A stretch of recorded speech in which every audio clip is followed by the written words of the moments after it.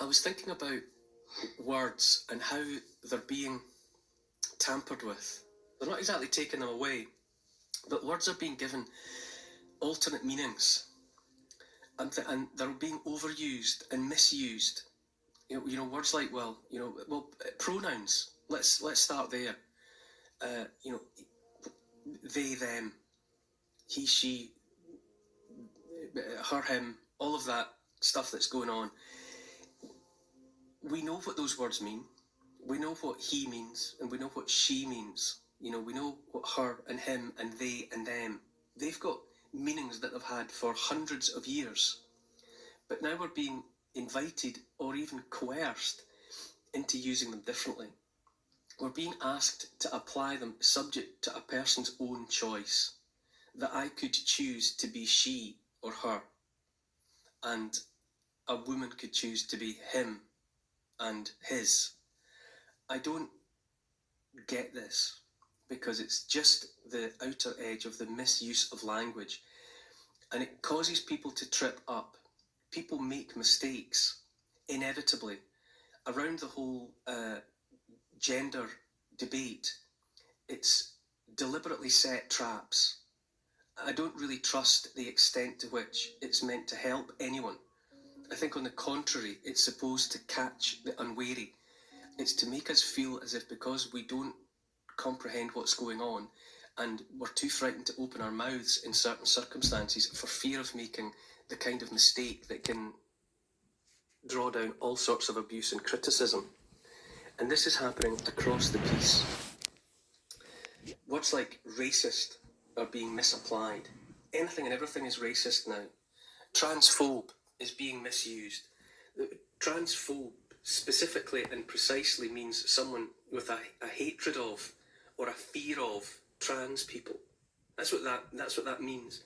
But if you open your mouth in the context of that debate, there are all manner of innocent things that a person can say that will have them labelled as transphobic. Misogynist is out there. Everything's misogyny, especially in relation to the trans debate. Right wing.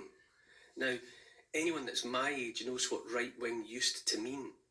But anything and everything is right wing now. Anything and everything is racist. The English countryside is racist.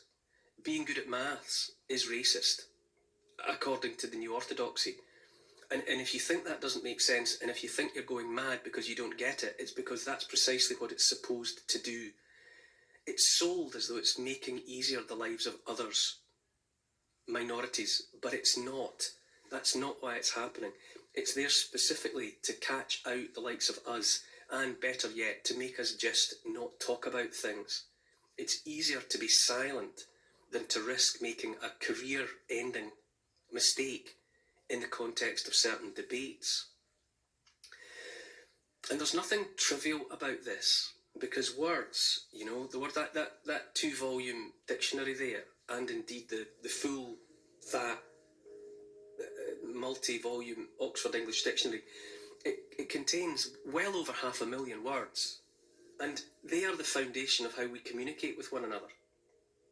And our ability to communicate in that way is uniquely human.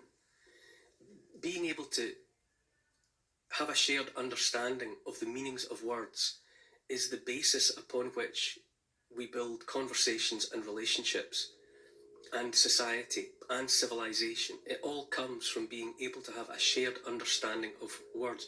It comes right down to having a shared reality. Once upon a time when I was growing up, there was just reality. There was an understanding of the world around us.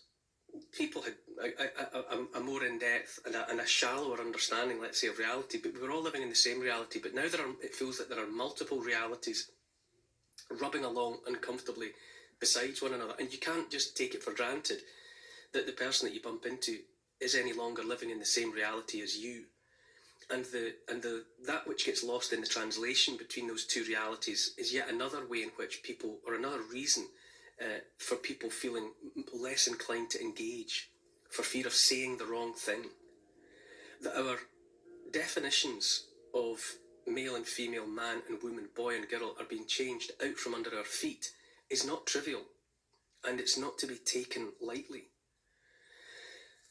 And so I have increasingly I've developed this. It's almost a fantasy, really. You know, I had pointed these out. My wife got these in a local Oxfam bookshop. Oxfam bookshops are fantastic because you get all sorts of old publications, old volumes that you would be able to find them online. Of course, you would, but you know, broadly speaking, those second-hand bookshops are absolute gold mines now, because this was published in 1979, I think, this edition, and I feel I can trust that. I feel it dates to a period before the madness settled in, and increasingly I'm looking for old books from the time before, and it's not just books. If I could make my fantasy a reality, I would have an aircraft hangar full of old books, old films, old films, actually canisters of film, and I would have old VHS and even old DVDs, and I would just stockpile them, because where you have the physical entity, the book, the LP, the long playing record, or the music cassette, or the VHS tape, or the Betamax, or the DVD, or the mini disc, or whatever, you've got it in your hands, and that which you have now is not going to be altered without you knowing about it. And I would fill shelves and warehouses full of old stuff to put it beyond the reach of change.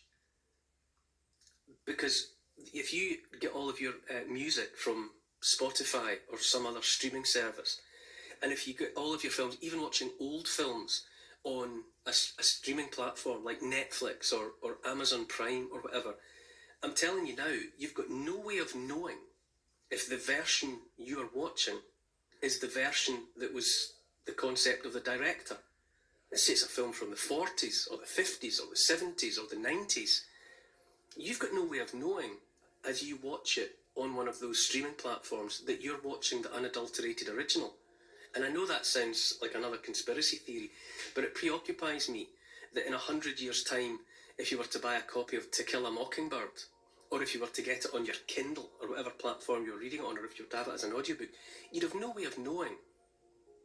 You might not even question whether you were getting the story that Harper Lee meant to tell. Because in these corrupted, perverted times, a story like that could be altered for all sorts of reasons, because it deals with race at the basis of it. And if To Kill a Mockingbird, if Harper Lee's narration of that idea that she had in her head, if it's no longer deemed morally appropriate, if it doesn't tick the boxes of today's morality, it could be altered, edited, changed, and you wouldn't even know it. So I'm increasingly, my house, my wife lives in fear of what I'm going to buy next, because I stack around me as many copies of old books as I can get my hands on, because I want to know that they're safe, and I want to know that the words that are in them are in the original order that the author had in mind. And if I buy old films, it's because I want to reassure myself that if it's a film directed by John Huston, then it remains the film that John Huston oversaw and put out for a viewing audience. I don't want some sanitised, altered, edited, corrupted version of it. And so what I'm thinking about now is that if it's like Fahrenheit 451, you know, the sci-fi novel about a time when books are being burned. Fahrenheit 451 is the temperature at which paper combusts. And it becomes incumbent upon people to take care of stories, because they're being deleted, they're being taken away. And so that's my clarion call, because books and films and music are some of the bedrock of our civilization, and ultimately they're made out of words, and the meanings of words and the definitions of words are being changed all around us. They're shimmering in front of our eyes like heat haze or a mirage, and if we don't pin them down now and remind ourselves what words actually meant, we won't properly be able to communicate with one another, and that is not a future in which I want to participate.